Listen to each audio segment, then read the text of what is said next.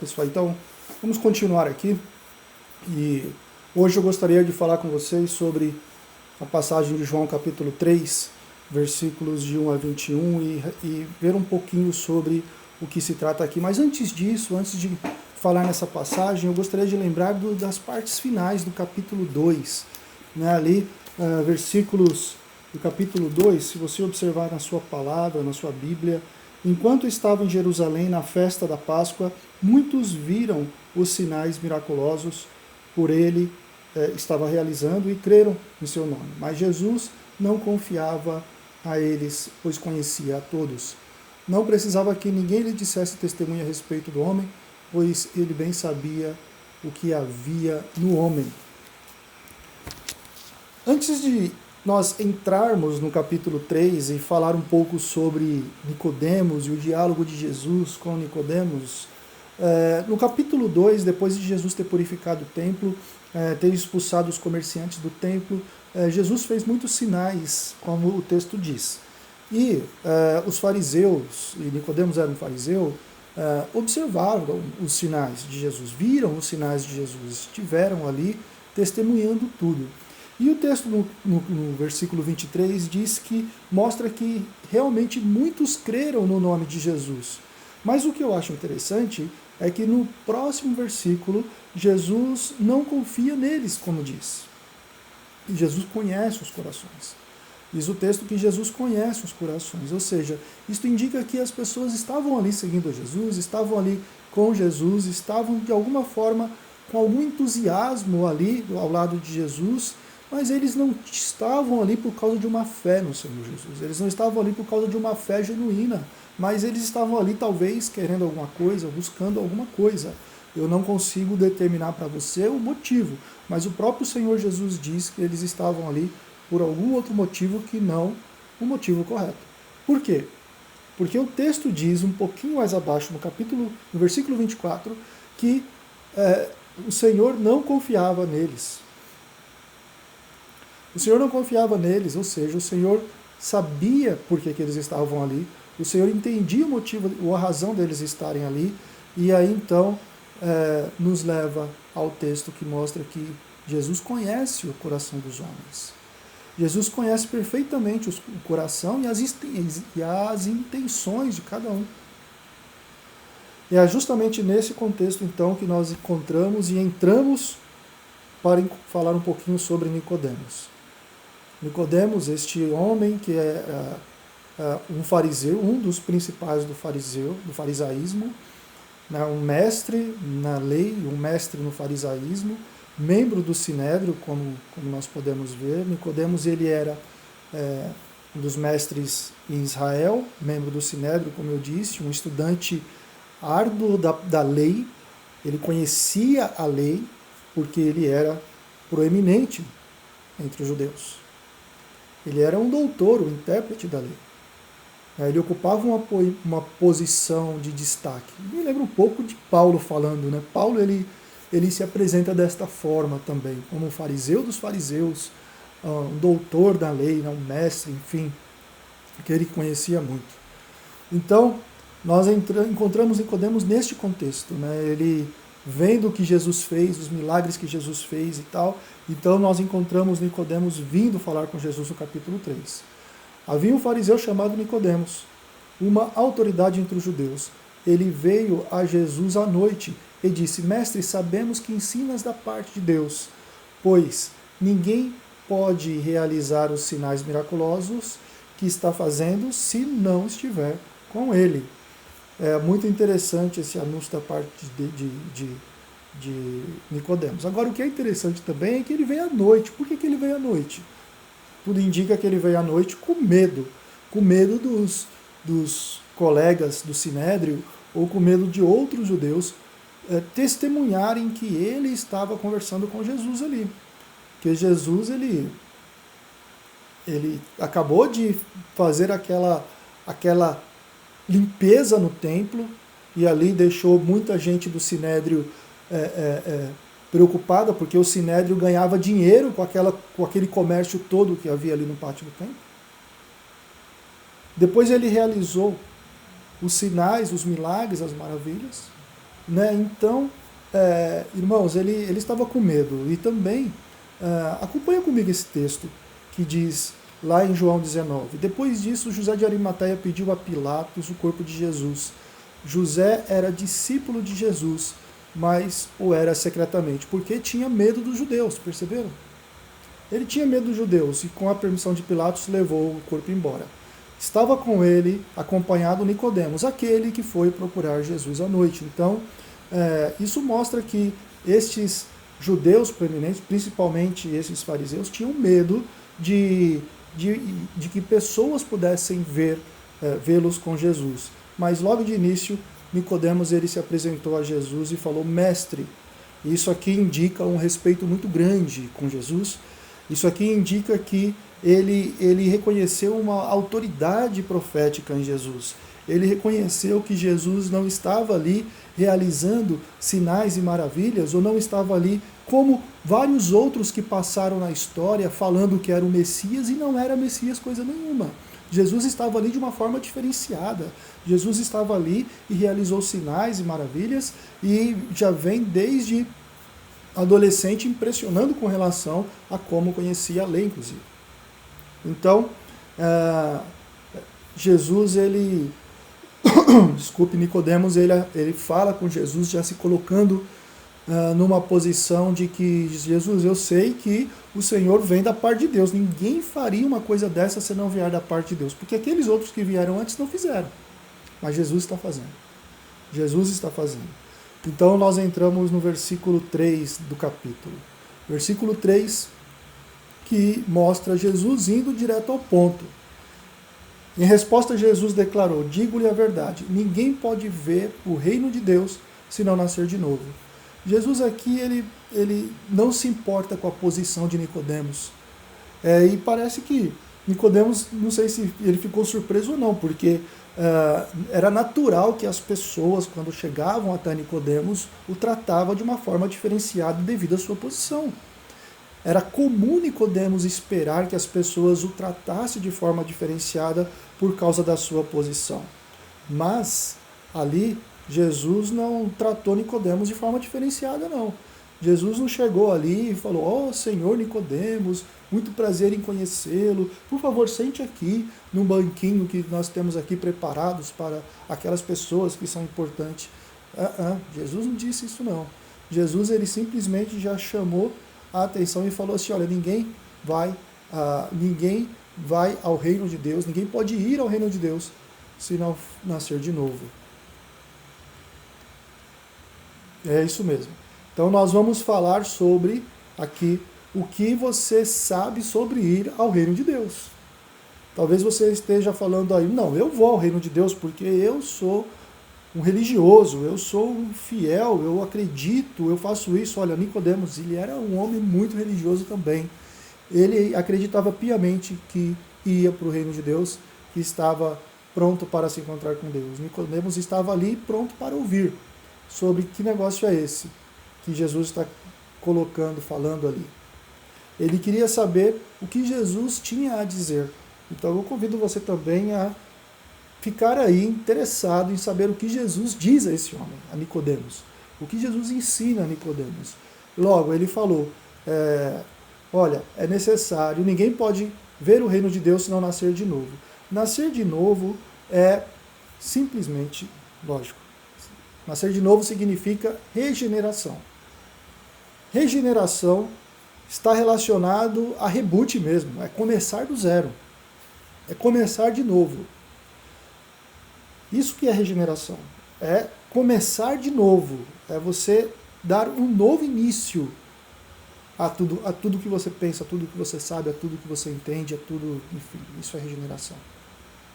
É muito difícil para um religioso tão enraizado como Nicodemos, em sua crença, é tão difícil para um religioso tão fervoroso como Nicodemos ouvir essa mensagem: é necessário nascer de novo.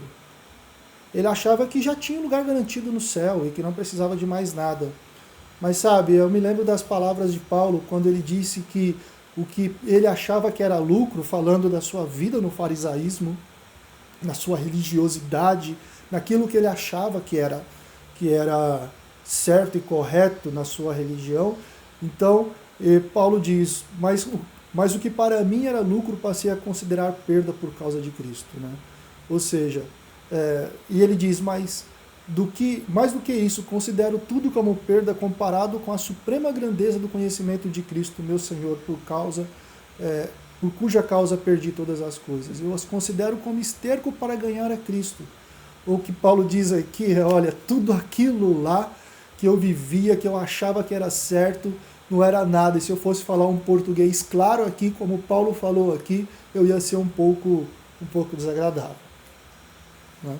Então, Jesus está dizendo aqui, nascer de novo, é necessário nascer de novo, ou seja, é necessário haver uma regeneração, é necessário começar do zero. Então é começar do zero com relação a seus valores, começar do zero com relação à sua visão de mundo, começar do zero com relação à sua religiosidade, começar do zero com relação às suas tradições.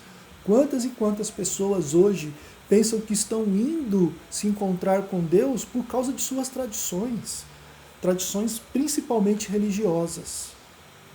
Mas Jesus está mostrando aqui para Nicodemos que é necessário um reboot. Para você chegar até o reino dos céus é necessário começar de novo, dar um reboot na vida. Então nós chegamos no versículo 4, da passagem, que diz: perguntou Nicodemos, como alguém pode nascer sendo velho? É claro que não pode entrar pela segunda vez no ventre da sua mãe e renascer. Como isso é possível? Nicodemos pensa, né? Agora, irmãos e amigos que estão aqui me assistindo e ouvindo nessa noite, Nicodemos não era um burro, ele não era um ignorante, ele era um dos principais dos judeus, um estudioso, um doutor. Então ele não estava aqui pensando em voltar para a barriga da mãe. Ele não estava aqui pensando, poxa, como eu, velho, posso entrar lá de novo na barriga, no ventre da minha mãe. Não era isso, apesar dele usar essas palavras. Logicamente ele está usando aqui uma figura de linguagem, como Jesus está também usando algumas vezes, algumas figuras e metáforas para tentar ali ensinar o que ele quer ensinar. E Nicodemos está aqui usando a mesma coisa. Ele sabia que Jesus estava falando de um novo começo. Nicodemos sabia sim que Jesus estava falando de algo novo, de começar novamente. Então, Nicodemos está pensando, opa, peraí, como é possível isso? Como é possível alguém como eu, maduro, de alta posição, influente na religião judaica ou no judaísmo, um líder religioso, etc, etc, etc, como eu posso começar de novo? Talvez essa é a pergunta que você está fazendo aí agora, ouvindo isso. Como você pode começar de novo? Então, chegamos no versículo 5 a 7, eu quero que você dê uma olhada nesse versículo comigo. Versículo de 5 a 7. Jesus respondeu, digo-lhe a verdade, ninguém pode entrar no reino de Deus se não nascer da água e do Espírito. O que nasce da carne é carne, o que nasce do Espírito é Espírito.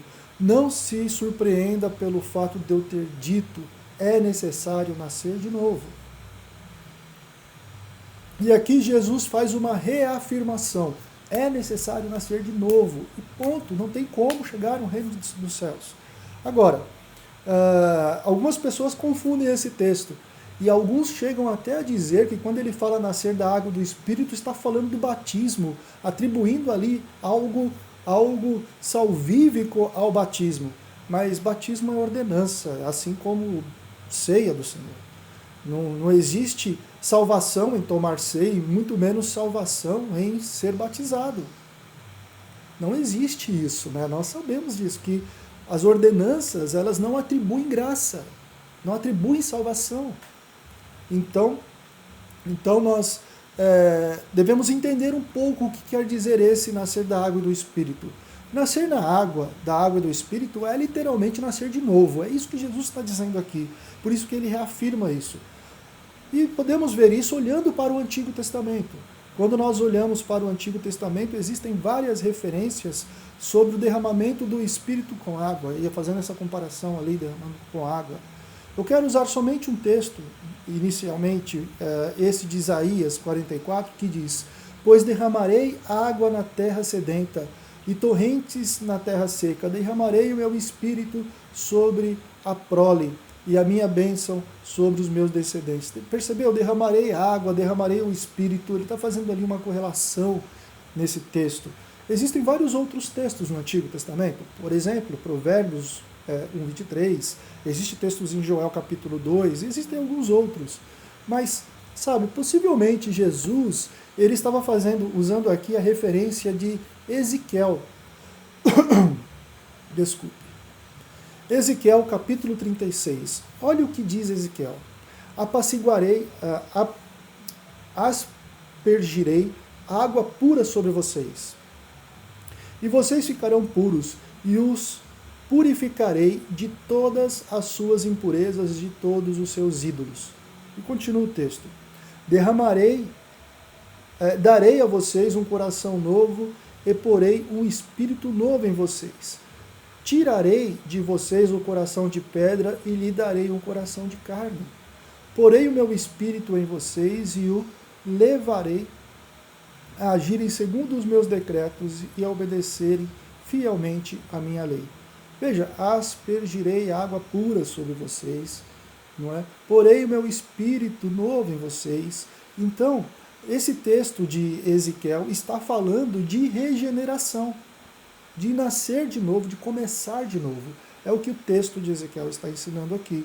Para Nicodemos, este deveria ser o entendimento que ele deveria ter quando Jesus falou daquela forma. Nicodemos sabia que um recomeço inicia com o derramamento do Espírito Santo, porque Nicodemos conhecia as Escrituras. E essa ideia também, ela aparece no Novo Testamento, não só aqui. Tito fala sobre isso, né? Não por causa dos atos de justiça por nós praticados, mas devido à misericórdia que ele nos salvou pelo lavar regenerador do Espírito Santo. Então aqui o lavar regenerador fazendo relação com a água aqui. Então Nicodemos, ele deveria entender isso, ele deveria compreender o que Jesus estava colocando aqui. Então chegamos no versículo 8 que diz: o vento sopra onde quer, você o escuta, mas não pode dizer de onde vem nem para onde vai. Assim acontece com todos os nascidos do Espírito. Então, logo então no versículo 8 já nos mostra, já nos dá a entender que esta questão de nascer de novo já não é algo que depende de ações que nós podemos fazer, de algo que eu quero fazer ou que você pode fazer, e isso vai me garantir o nascer de novo. Se é obra do Espírito, não é uma obra humana. O versículo 8 mostra que isso é obra do Espírito, não humano. O Espírito Santo é soberano. Ninguém consegue controlar o Espírito Santo, sabe? Não existem rituais que controlam o Espírito Santo. Não existem cultos que controlam o Espírito Santo. Não existem pastores que controlam o Espírito Santo. Não existem padres que controlam o Espírito Santo. Não existem cerimônias. Nada nem ninguém pode controlar o Espírito Santo. Ele é soberano. Ele é soberano, porque é Deus. Ele é soberano. Ele pode ir para onde quiser. Ele pode ir e vir para onde quiser. Então, é Ele que toma a decisão. E isso era uma afronta para Nicodemos, né? Isso era uma afronta porque destrói todo o sistema de fé e de crença que Nicodemos tem. Nicodemos, que era um fiel religioso, ele é fiel à sua religião, e seu sistema de crença, ele achava que estava ali perto de Deus, agradando a Deus, mas com isso que Jesus fala, mostra para Nicodemos que ele não tinha nada, que ele estava longe de Deus. Que não eram a religião dele, que não era a religião dele, que não eram os rituais que ele fazia, que não era nada disso que fazia com que ele chegasse até Deus.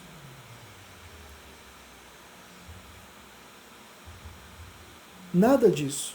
Ou seja, Jesus disse que ele, Nicodemos, estava longe de Deus com essas palavras. Com essas palavras, Jesus colocou Nicodemos no meio balaio de gato de todo mundo. Ele colocou Nicodemos sendo igual a todos. Olha o que o texto bíblico diz. Pois todos os pecados destituídos estão da glória de Deus, e Nicodemos está nesse meio, de acordo com as palavras de Jesus. Romanos 3:10 também, como está escrito, não há um justo, nenhum sequer. Então não adianta, não é só porque o cara é um religioso, que ele é fiel à sua igreja, no caso de Nicodemos ali, entre aspas, o farisaísmo, não é porque que ele tem uma cultura religiosa adequada que ele é justo diante de Deus. É necessário nascer de novo. Ainda assim, Isaías, e esse texto de Isaías é interessante, todos nós, tal qual ovelhas, nos desviamos, cada um de nós se voltou para o seu próprio caminho, e o Senhor fez cair sobre ele a iniquidade de todos nós. Então chega no versículo 9, e Nicodemos faz o seguinte, você pode acompanhar ele na sua Bíblia, versículo 9. Perguntou Nicodemos, como pode ser isso? Como pode ser isso? Como posso eu, um religioso, eu que tenho essa posição, eu que estou nessa posição aqui, eu que sempre vou à igreja, no caso dele, no Sinédrio, eu que sempre busco a Deus e fazer a vontade de Deus, como pode? Como é possível isso, eu nascer de novo? Então Jesus chama a atenção no versículo 10 de uma forma bem enfática, e é bem interessante a atenção que Jesus coloca aqui. Versículo 10. Você é mestre em Israel e não entende essas coisas? Seria como, né? Ô camarada, você é um letrado, vive a vida toda estudando as palavras, estudando a Bíblia, que é o Antigo Testamento, a Bíblia deles nessa época, estudando tudo e não entende o que eu estou dizendo para você, e não sabe o que eu estou dizendo para você. A partir daqui, então, a partir dessa força que Jesus coloca aqui nele, puxando a orelha dele e falando, você, meu camarada, está perdido tanto quanto todo mundo. Tudo isso que você crê, tudo isso que você faz, tudo isso que você acha que é certo, não vale nada. Você precisa de um novo nascimento. Depois de tudo isso que Jesus fala, então, Nicodemos, a partir dele ouvir essa repreensão de Jesus, você é mestre e não sabe do que eu estou dizendo, então agora Nicodemos fica calado. A partir de agora o Nicodemos fica calado. E Jesus só fala. E Jesus somente fala. Então nós encontramos inclusive um verso central, que é João 3,16, nesse texto. E no contexto que Jesus começa a falar, aqui ele faz um contraste aqui entre o crente e o descrente. Então Jesus, nesse contexto, quando ele começa a falar, e Nicodemos só ouve, Jesus então ele começa a colocar um contraste entre os humildes e os hipócritas. Jesus começa a colocar um contraste entre aquele que nasceu de novo e aquele que é simplesmente um mero religioso, acusando aqui o farisaísmo, acusando aqui as religiões que falam que levam as pessoas a Deus, tal como o farisaísmo, só que não estão levando. E tudo isso, pessoal, nos leva e deixa eu colocar o slide aqui correto, e tudo isto nos leva a algumas questões muito importantes. Eu gostaria de colocar aqui a primeira questão que nos faz pensar alguma coisa. Lógico, primeira questão aqui, Deus conhece o nosso coração, o meu coração e o seu coração. Deus nos conhece. Veja que ele sabia o que se passava no íntimo de Nicodemos. E por isso que ele falou desta forma tão direta com Nicodemos. E o evangelho, pessoal, ele tem que ser dito de forma direta, sim. Hoje muita gente tenta florear o evangelho, dar aquela garibada no evangelho para o evangelho ser gostoso no ouvido das pessoas, mas o evangelho ou ele salva ou ele condena. Ou ele é uma boa obra ou ele é uma má obra para a vida da pessoa. Ele mostrou para Nicodemos que Nicodemos era um incrédulo e que não estava no caminho de Deus. Mostrou para Nicodemos que ele precisava repensar tudo o que ele fez, como Paulo fez. Foi exatamente isso que Paulo fez. Paulo, depois do encontro com Jesus, ele mudou completamente, ele nasceu de novo. Mesmo sendo um religioso fervoroso, é necessário nascer. Jesus mostrou para Nicodemos que nada adiantava falar que crê em Deus. Jesus mostrou para Nicodemos que nada adiantava ele ir fazer os seus rituais para tentar agradar a Deus. Jesus mostrou que era necessário nascer de novo. Mostrou que Nicodemos estava em uma enganação completa. Jesus mostrou para Nicodemos que ele estava sendo enganado, achando que era, mas só que não. Foi isso.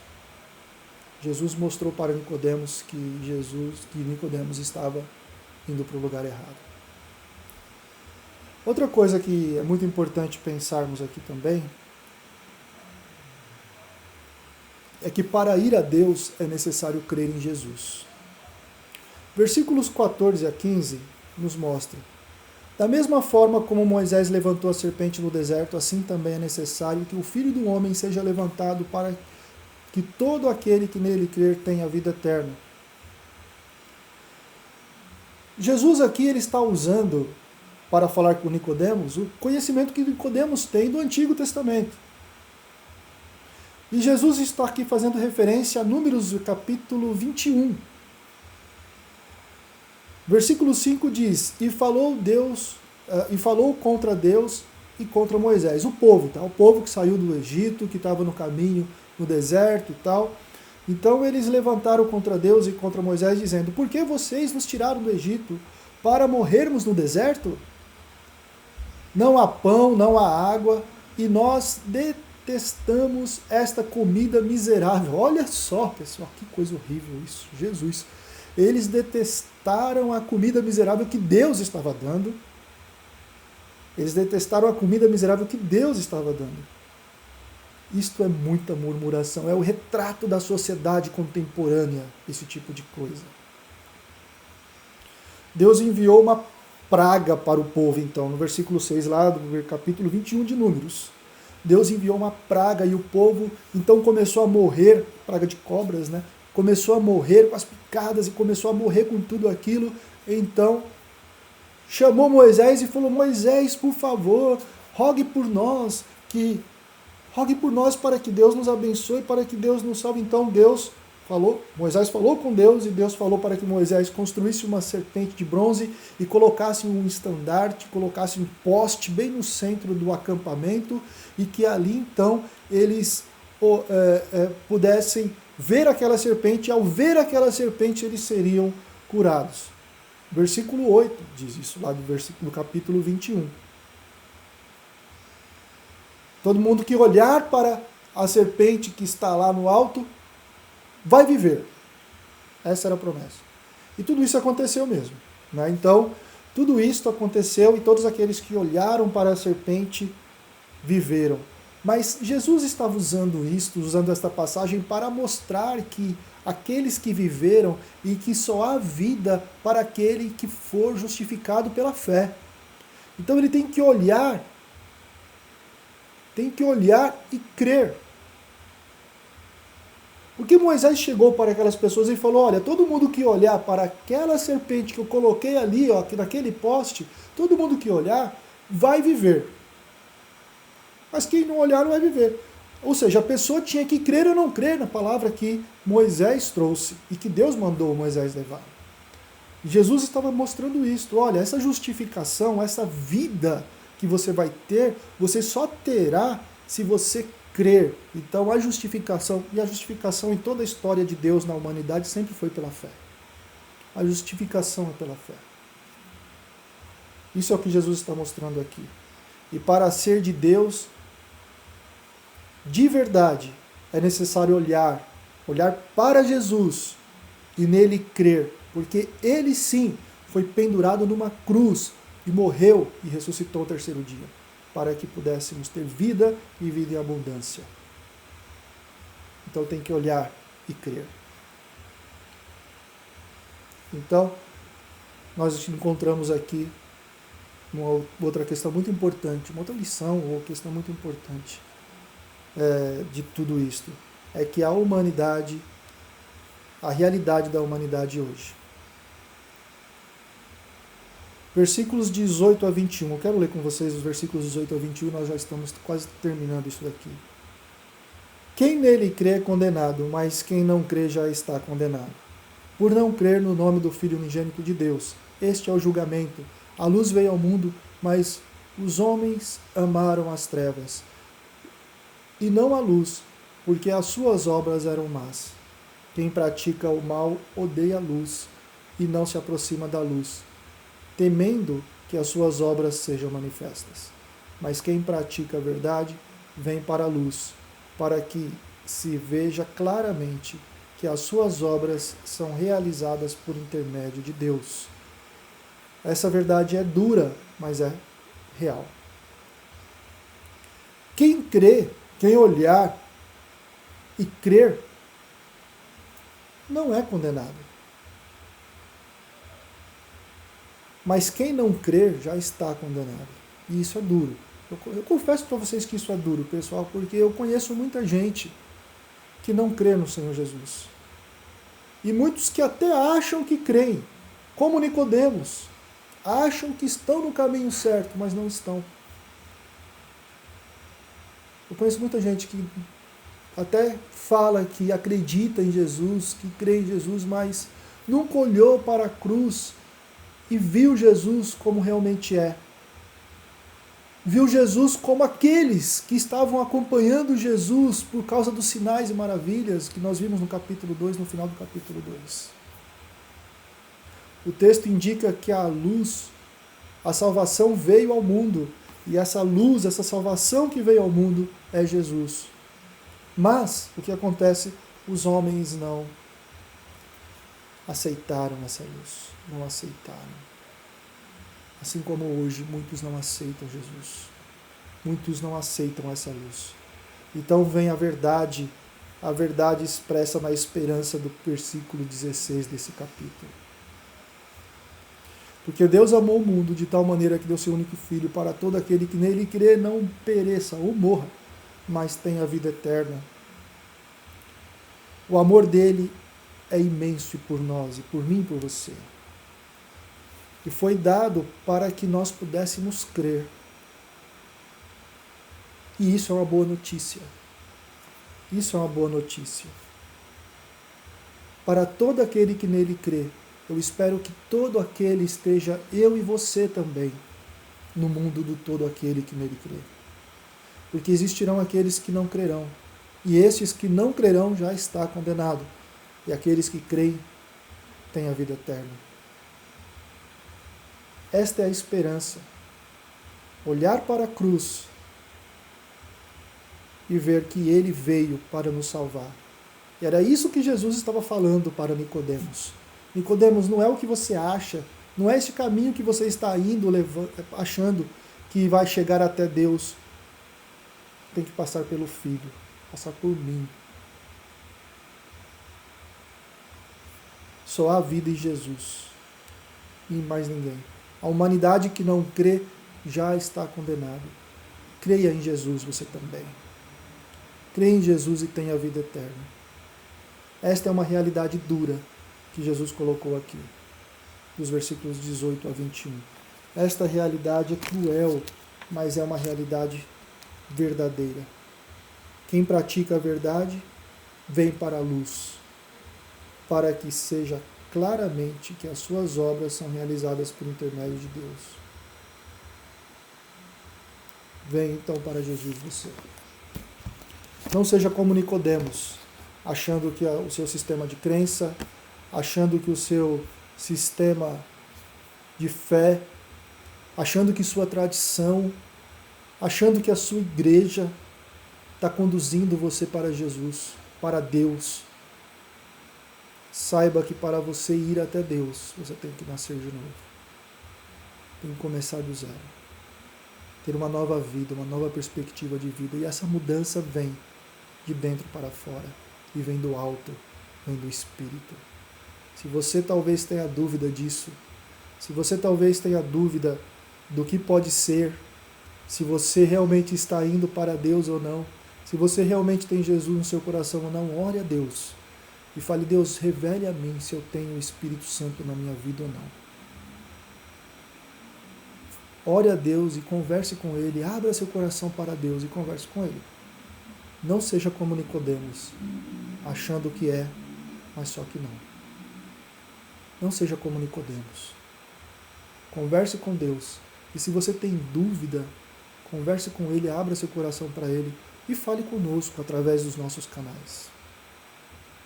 O Senhor Jesus te ama. Creia no Senhor Jesus e você verá que não existe nada melhor do que ter a plena convicção de que o Senhor está conosco sempre. Que Deus te abençoe. Espero que essa palavra sirva de grande edificação para a sua vida. Amém? Deus abençoe.